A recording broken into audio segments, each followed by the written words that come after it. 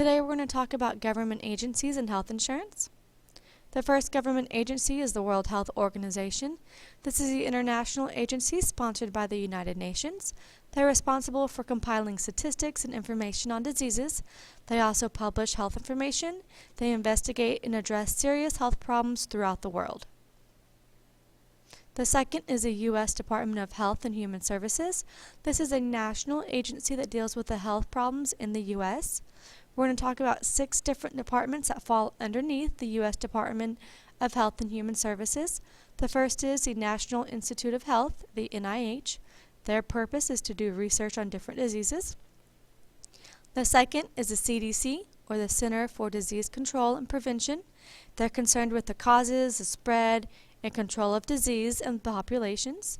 So if there was a major outbreak of, say, the swine flu, of the bird flu, any type of big breakout, the CDC would come in and figure out what's causing it, how's it being spread, and how can they control this disease from being spread even further. Number 3 is the FDA, the Food and Drug Administration. They're responsible for regulating food and drug products sold to the public. So anything that's being sold or manufactured by a food company has to follow the rules and regulations set by the FDA in order to be able to be sold to the public. The fourth is the Agency for Healthcare Policy and Research. It was established in 1999 to research the quality of healthcare delivery and identify the standard of treatment that should be provided by all healthcare facilities. So they basically set the standards for what the quality of healthcare should be and how it should be provided to each, by each healthcare facility to their patients. Fifth is the Occupational Safety and Health Administration, or OSHA. This established and enforces standards that protect workers from job-related injury and illnesses. Hospitals, construction agencies, electrical companies, any type of major company must follow the OSHA standards that are set. This helps keep all their workers safe from any type of job-related illness or injury. Number 6, state and local health departments. They provide health services as directed by the Department of Health and Human Services. So again, they're underneath the Department of Health and Human Services. Their purposes, they mainly have lots of clinics for health care and prevention. So you can go to these clinics and get your immunizations, get shots before you come to school. They also do a lot of preventative measures for communicable disease control, such as a lot of times they'll provide free or reduced STD or HIV screening. They compile lots of statistics and records of the public that's within their community. They also do a lot of public education, health education to help prevent different diseases, help prevent the spread of diseases. So moving on, we're going to talk about voluntary or nonprofit agencies. So these agencies are sponsored by donations, membership fees, fundraisers, and federal or state grants, meaning that they're not ran by the government, the federal or state government, but the federal and state government can give them money to help run their services. They normally provide health services at a national, state, or local level. Some of their examples are the American Heart Association, American Diabetes Association, American Red Cross, American Cancer Society. They typically focus on one type of disease. They provide research. They encourage research to try and to cure or treat this disease. They also they are voluntary or nonprofit. So yes, they are ran by lots of volunteers, but they also can employ a lot of healthcare workers to help do the research in finding the diseases for the different, finding cures for the diseases that they are sponsoring. All right, health insurance plans.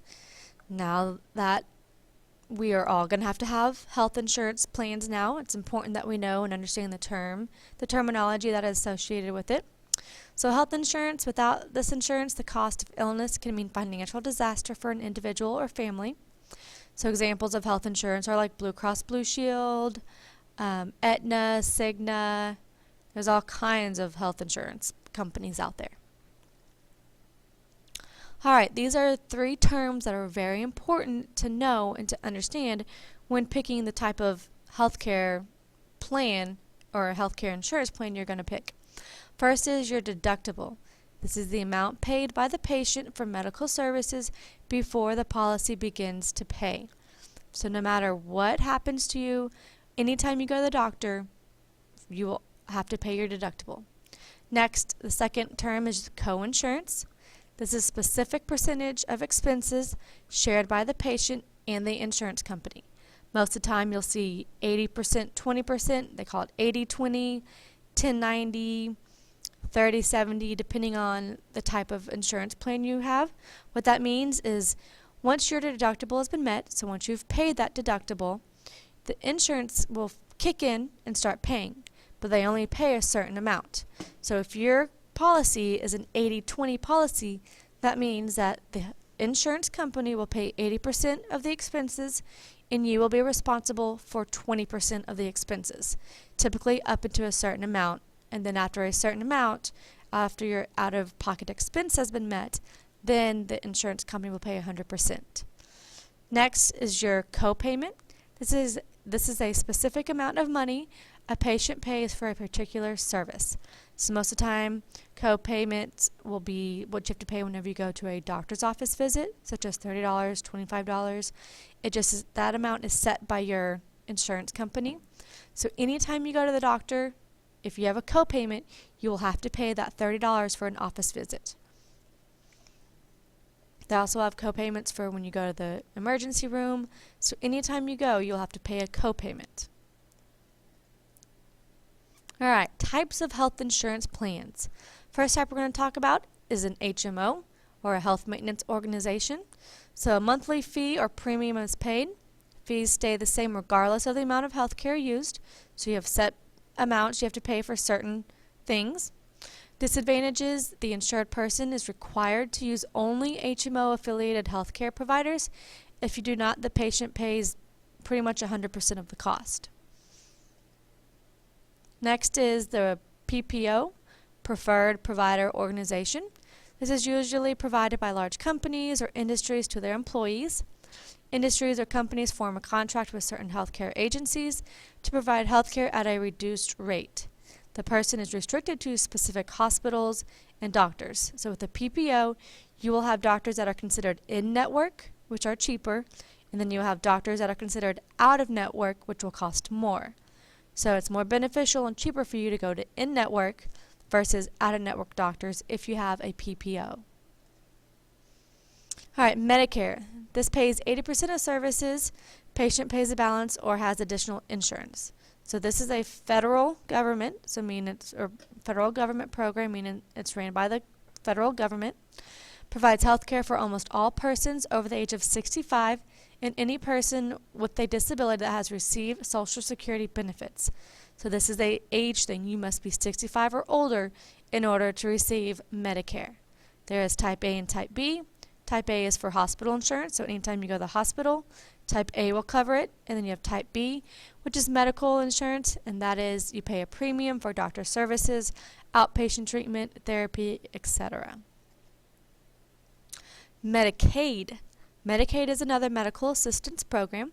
It's operated by the individual state government program. So each state runs their Medicaid program.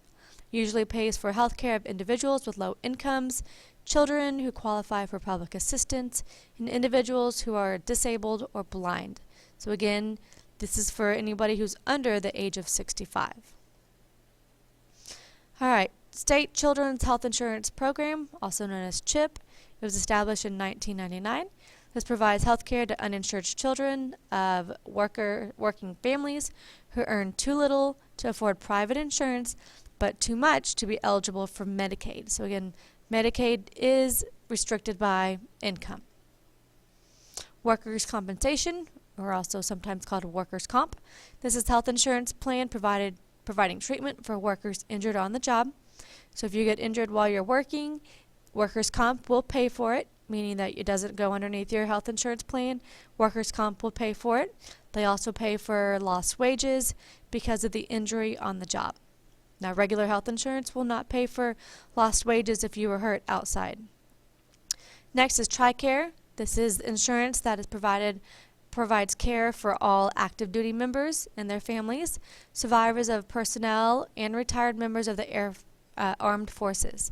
So police officers, firefighters, anyone in the armed services, this is the type of insurance they get.